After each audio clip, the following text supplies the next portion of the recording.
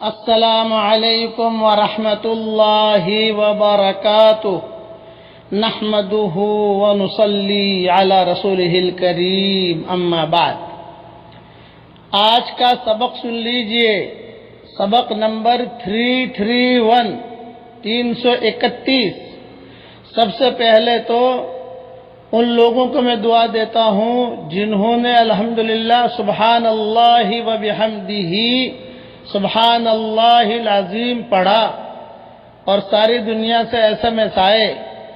سب سے پہلی دعا یہ ہے کہ اللہ تعالیٰ ان پڑھنے والوں سے اور پڑھنے والیوں سے اللہ تعالیٰ راضی ہو جائے اور اللہ تعالیٰ ہم سے بھی راضی ہو جائے۔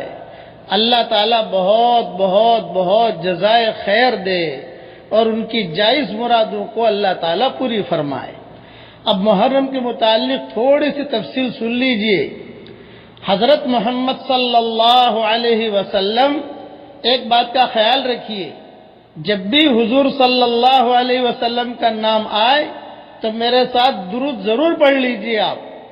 حضرت محمد صلی اللہ علیہ وسلم جب مکہ مکرمہ سے ہجرت کر کے مدینہ منورہ آئے تو دیکھا کہ یہودی 10 محرم کا روزہ رکھتے ہیں۔ آپ صلی اللہ علیہ وسلم نے ان سے پوچھا، تم اس دن روزہ کیوں رکھتے ہو؟ انہوں نے کہا، اس دن اللہ تعالی نے حضرت موسیٰ علیہ السلام کو فرعون سے نجات عطا فرمائی تھی، اس خوشی میں ہم روزہ رکھتے ہیں۔ تو حضرت محمد صلی اللہ علیہ وسلم نے فرمایا کہ موسیٰ کی اس خوشی میں تو ہم تم سے زیادہ روزہ رکھنے کے حقدار ہیں۔ چنانچہ آپ صلی اللہ علیہ وسلم نے بھی 10 محرم کا روزہ رکھا۔ پھر آپ صلی اللہ علیہ وسلم نے فرمایا کہ اگر میں آئندہ سال زندہ رہا تو اس کے ساتھ 9 محرم کا روزہ بھی رکھوں گا تاکہ یہود کی مخالفت بھی ہو جائے۔ بلکہ ایک اور حدیث میں حضرت محمد صلی اللہ علیہ وسلم نے حکم فرمایا کہ تم عاشورے کا روزہ رکھو اور یہود کی مخالفت بھی کرو، اس کے ساتھ ایک دن قبل یا بعد کا روزہ بھی رکھو۔ مسند احمد میں یہ روایت ہے، جلد 4 صفحہ 21 پر یہ حدیث موجود ہے۔ اس لیے اب دھیان سے سنیے، اس لیے 2 روزے رکھنے اب مسنون ہیں۔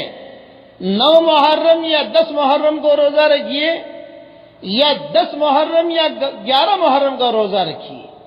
اور اس کی فضیلت یہ ہے کہ گزشتہ 1 سال کے گناہ اللہ تعالیٰ معاف کر دے گا۔ یہ حدیث ہر سال کے لیے یاد کر رکھ لیجئے، آپ یاد کر لیجئے، لکھ لیجئے۔ مسلم شریف میں یہ حدیث ہے کہ جو بھی روزہ رکھے گا یعنی عاشورہ کا تو گزشتہ 1 سال کا گناہ اللہ تعالیٰ معاف کر دے گا۔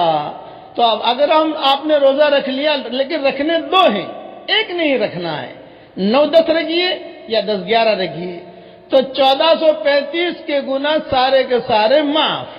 اس لیے روزہ رکھ کر مجھے SMS کرنا انشاءاللہ، بس یہ ہے، روزہ رکھو تو SMS کرنا تو ہمیں خوشی ہوگی اور دعا بھی دوں گا انشاءاللہ۔ اب یہ تو ہو گیا سبق۔ اب آج کا جو پڑھنے کا ہے وہ یہ کہ چلیے آج جنت کے اندر ایک محل تو بنا لیتے ہیں بھائی، جنت میں محل بنا لیجئے، 10 مرتبہ سورہ اخلاص پڑھ لو تو جنت میں محل بن جائے گا انشاءاللہ، اور محرم کے مہینے میں محل بنے گا تو ہمارے لیے اچھا ہے ماشاءاللہ۔ حدیث شریف میں آتا ہے جو آدمی 10 مرتبہ سورہ اخلاص پڑھ لے تو جنت میں اللہ تعالیٰ اس کے لیے محل بنا دیتے ہیں۔ یہ یقین کرتے، یہ حدیث مسند احمد میں ہے۔ اس لیے آج جنت میں محل بنائیے اور ہمیں SMS کرنے کی ضرورت نہیں ہے۔ جب میں کہوں تبھی SMS کرنا، ویسے SMS مت کرنا، اس لیے کہ ماشاءاللہ اتنی ٹن ٹن کی آوازیں ہوتی ہیں کہ میں خود پریشان ہو جاتا ہوں کہ ہو یہ تو، اس لیے اب اس کا SMS نہ کرنا، بس آپ جو ہے اپنا محل بنا لیجئے۔ اللہ تعالی ہم سب کو عمل کرنے کی توفیق عطا فرمائے، اور اللہ تعالی دین پر چلنے کی ہمیں توفیق عطا فرمائے، اور سنتوں کا اہتمام کرنے کی اللہ تعالی ہمیں توفیق عطا فرمائے۔